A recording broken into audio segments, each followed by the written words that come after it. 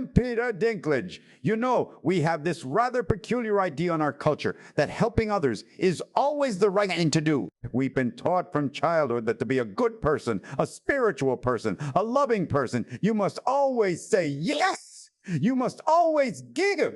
You must always be available. And if you hesitate, if you pause, if you dare to set a boundary, well, then something must be wrong with you. You must be selfish. You must be unkind. But what if I told you that this entire notion is backwards? What if the compulsive need to help everyone, to fix everyone, to rescue everyone is not actually love at all, but a form of interference, a way of disrupting the very lessons that life is trying to teach?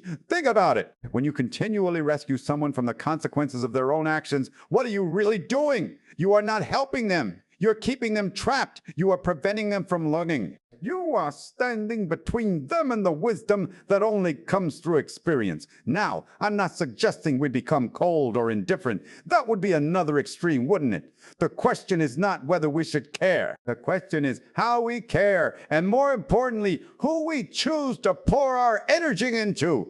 Because you see, there are certain types of people who will drain you dry. They will take and take and take, and no matter how much you give, it will never be enough. And the tragedy is not that they are taking. The tragedy is that you are preventing them from growing. Let me share with you 7 types of people that you must learn to recognize, not so that you can judge them or condemn them, but so that you can protect your own energy and allow them to face the number 1, the chronically lazy.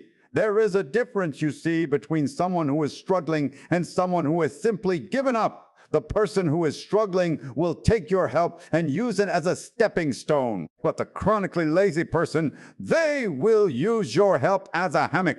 They have made a decision, whether consciously or not, that life is too difficult and someone else should carry their weight. And the moment you step in to help them, you become that someone else. You become the person they depend on, not because they cannot do things themselves, but because they have discovered that someone will always do it for them. Now watch what happens in nature. A bird does not bring food to a chick that refuses to open its mouth. A tree does not continue to nourish a branch that bears no fruit.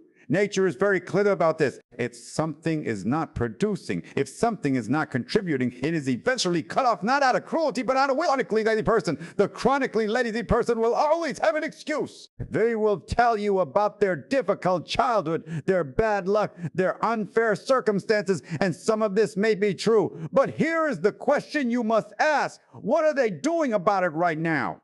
Are they taking any steps, however small, to change their situation, or are they simply waiting for someone to come along and fix it for them? When you help someone who refuses to help themselves, you rob them of something precious. You rob them of the satisfaction of their own accomplishment. You rob them of the strength that comes from overcoming difficulty. You rob them of the very thing they need most, which is the discovery that they are capable. Some of you have been carrying people for years. You pay their bills. You solve their problems. You clean up their messes. And every time you do it, you tell yourself you are being kind. But what if your kindness is actually keeping them weak? What if your help is the very thing preventing them from standing on their own feet? The lazy person needs to feel hunger. They need to feel discomfort. They need to experience the natural consequences of their choices, because it is only when the pain of staying the same becomes greater than the pain of change that they will finally move.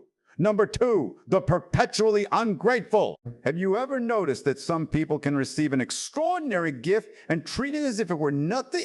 You could give them your time, your money, your energy, your very heart, and they will take it without a second thought. No thank you, no acknowledgement, no appreciation whatsoever. This is not an accident. This is a character issue.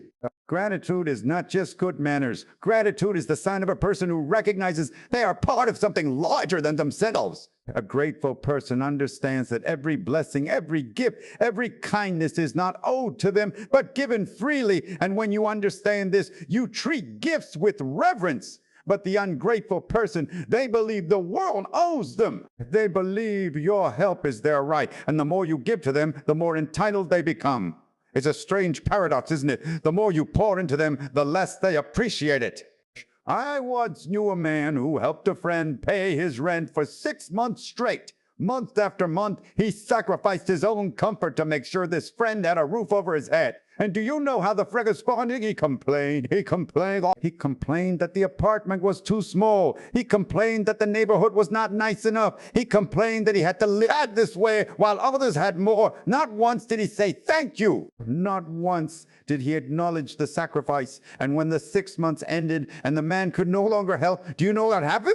He felt betrayed, as if the help he received was not a gift, but a debt that was now being unfairly called in. This is the nature of the ungrateful. They do not see kindness. They see weakness. They do not see generosity. They see opportunity.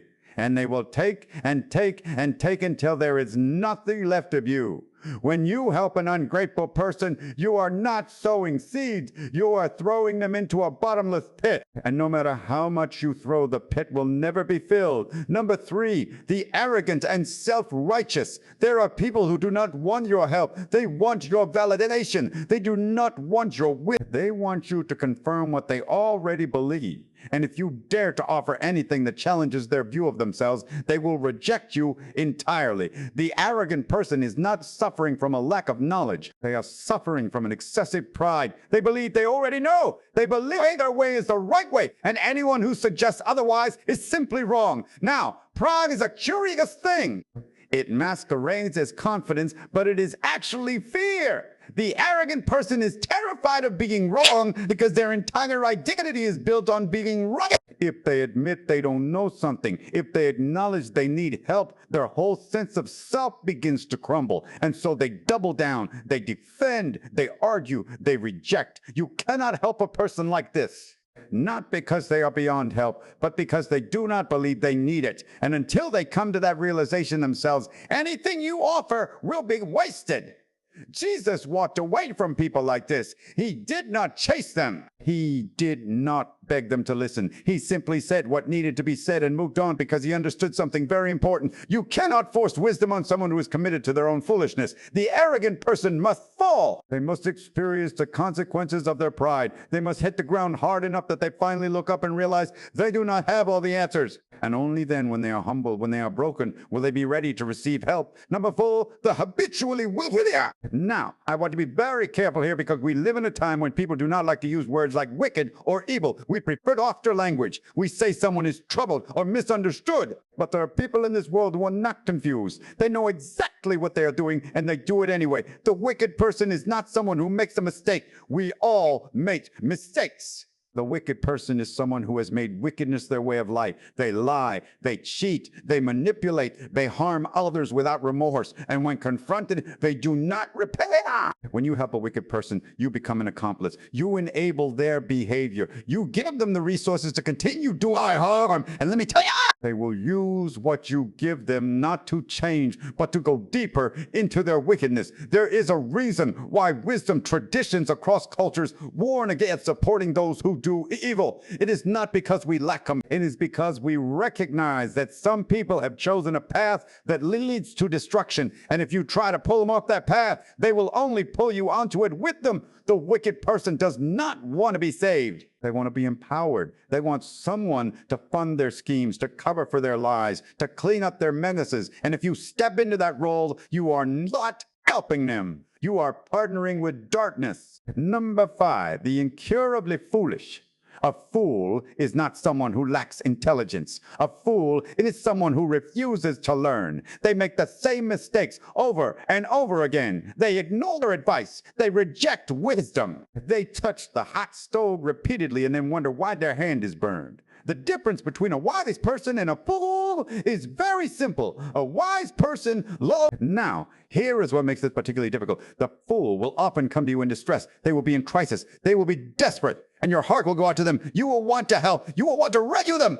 But if you look closely at their history, you will see a pattern. This is not their first crisis. This is not the first time they have needed rescue. In fact, they have been in this exact situation multiple times before. And each time someone helped them, and each time they went right back to the same behavior that got them into trouble in the first place. The fool is like a person drowning in the ocean who refuses to grab the life preserver you throw at them. Instead, they keep thrashing and splashing and going under. And if you jump in to save them, they will pull you under too. You cannot save a fool. Only life can teach them. Only the consequences of their own actions can break through their stubbornness. And if you keep intervening, you prevent those consequences from doing their work.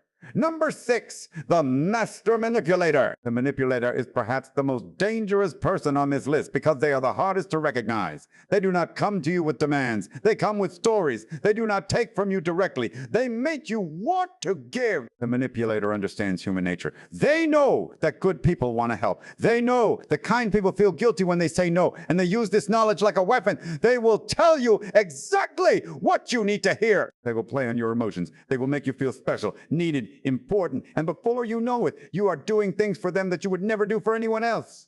The manipulator is a shapeshifter. With one person, they are the victim. With another, they are the hero. They change their story depending on who they're talking to. And if you compare notes with others who have dealt with them, you will find that the stories do not match. When you help a manipulator, you are not helping a person in need. You are feeding a system. You are providing resources for them to continue their games. And the moment you stop giving, the moment you see through the act, they will turn on you. They will paint you as the villain. They will tell others how you wronged them, and they will move on to their next target.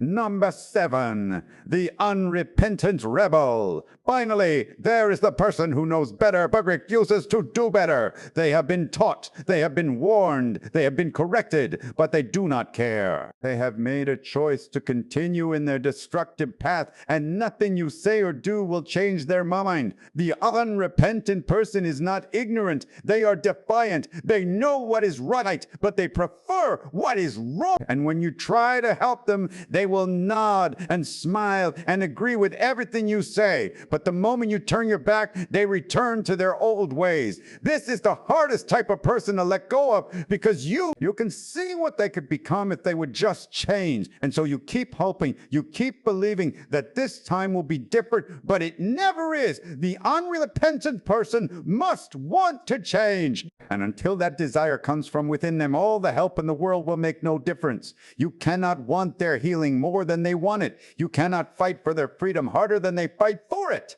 And if you try, you will exhaust yourself while they remain exactly the same. So what do we do with all of this? Do we become cold and indifferent and we stop helping people altogether? No, we learn discernment.